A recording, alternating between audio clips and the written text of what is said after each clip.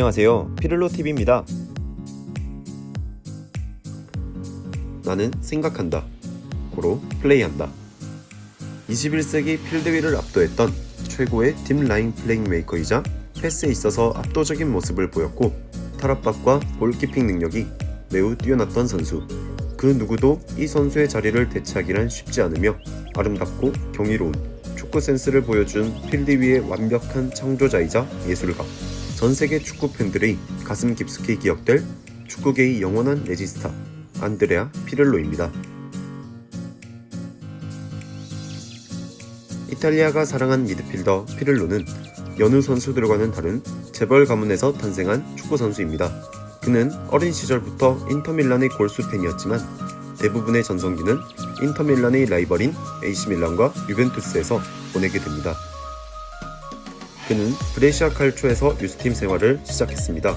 유스 시절부터 이탈리아 청소년 대표로 활약하면서 패스와 축구 센스에 관해서는 매우 독보적인 활약을 펼쳤기 때문에 동나이급 선수들 사이에서 월드클래스 미드필더로 이름을 떨쳤습니다.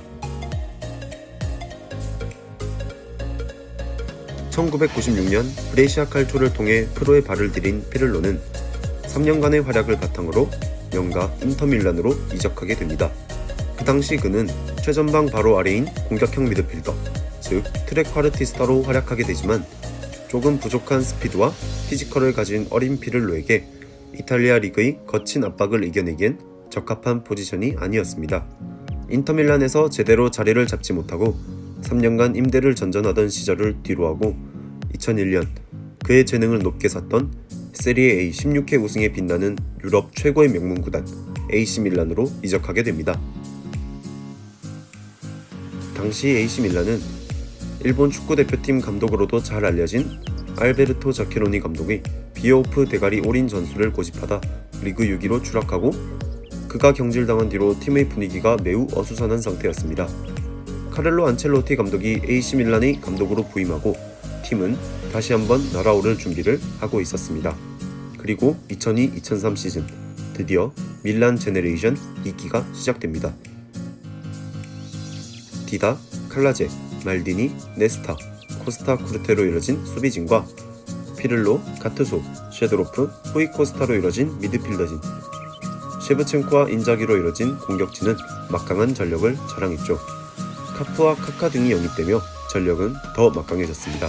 피를로는 밀란 제네레이션 2기의 핵심 멤버로 2002-2003 시즌, 2006-2007 시즌 2회의 챔피언스리그 우승을 이끌었으며 포백 앞의 수비형 미드필더이자 딥라인 플레이메이커로 팀 전체 경기의 조율을 담당했고 가투소와 셰드로프가 피를로의 보좌 역할을 톡톡히 해주면서 그 역할이 더 도드라졌습니다. 정교한 롱패스와 시원한 스루패스는 감탄을 자아내기에 충분했고 그의 패싱 센스는 타의 주종을 불허하였습니다. 특히 그의 정교한 킥 능력은 그가 있던 팀마다 최고의 무기로 활용되었습니다.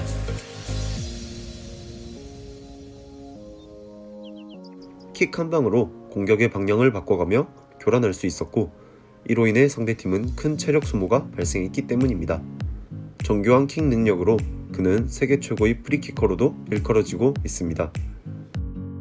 또한 패스 센스로는 세계 최고 레벨, 동시대 패스 마스터로 불렸던 사비 에르난데스, 사비 알론소 등과 비교되곤 했지만 최전방을 향해 찔러넣는 킬패스만큼은 단연 최고였습니다.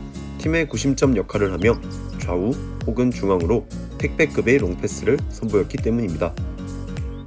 약 10년간의 AC밀란 생활을 뒤로하고 노련한 30대가 되어 2011년 세리에의 전통적인 강호 유벤투스로 이적하게 됩니다. 유벤투스는 경기에서 피를로를 가장 잘 활용한 예가 아닐까 생각됩니다. 3백을 주로 사용했던 유벤투스는 경기 조율에 능한 피를로 옆에 박스-투-박스 미드필더인 비달과 마르키시오, 그 앞선에 포그바를 두고 엄청난 경기력을 선보입니다. 비록 챔피언스리그 우승은 없었지만 세리에를 씹어먹는 경기력을 선보이곤 했습니다.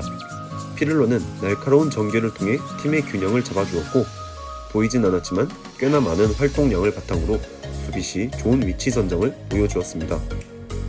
2011-2012 시즌 유벤투스는 도움왕에 오른 피를로의 활약에 힘입어 클럽 역사상 최초로 무패 우승을 달성하기도 합니다.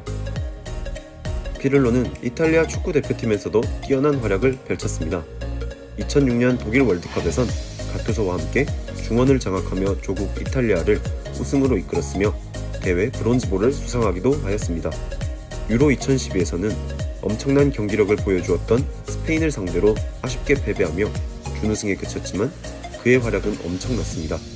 대회 시작 전 나이가 많다는 이유로 대표팀에 이름을 올리진 못했지만 이탈리아 대표팀에서 경기를 조율할 수 있는 선수가 없자 피를로가 다시 부름을 받게 된 것입니다.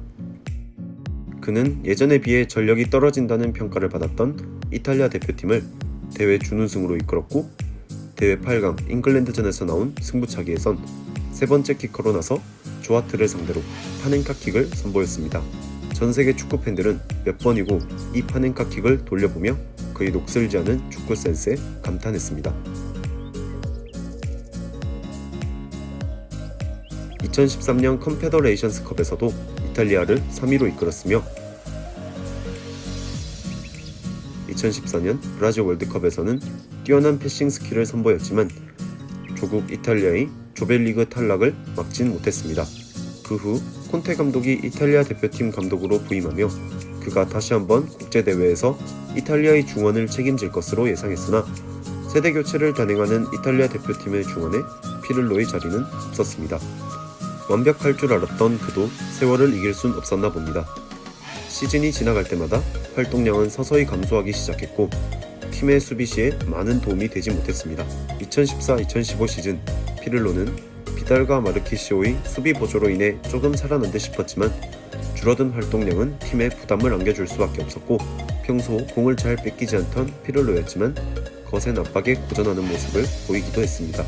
하지만 유벤투스 전술에서는 매우 중요한 선수였기 때문에 챔피언스리그와 같은 중요한 경기에서는 꼭 선발 출전하여 풀타임을 기록하곤 했습니다.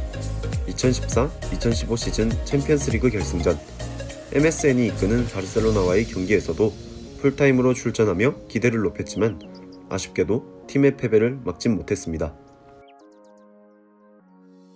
2015-2016 시즌 피를로는 선수 생활의 황혼기를 불태우기 위해 미국 MLS 뉴욕시티 FC로 이적하게 됩니다. 2시즌간 활약하며 번뜩이는 모습과 함께 클래스를 입증하기도 했지만 현저하게 떨어진 체력 문제로 인해 경기에서 지워지는 모습이 자주 나타나게 됩니다. 그리고 2017년 12월 그는 정들었던 그라운드를 떠나게 됩니다.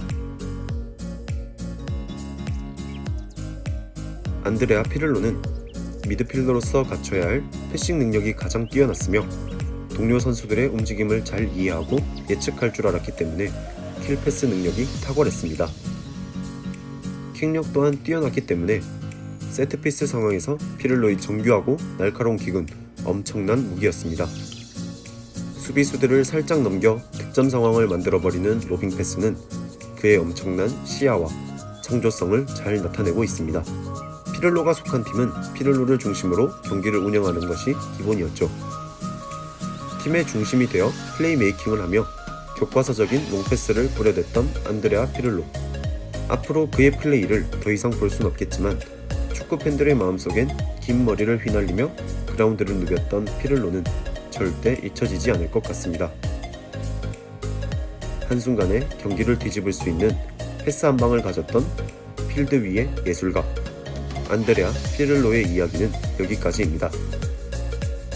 영상을 재밌게 보셨다면 구독과 좋아요를 부탁드립니다.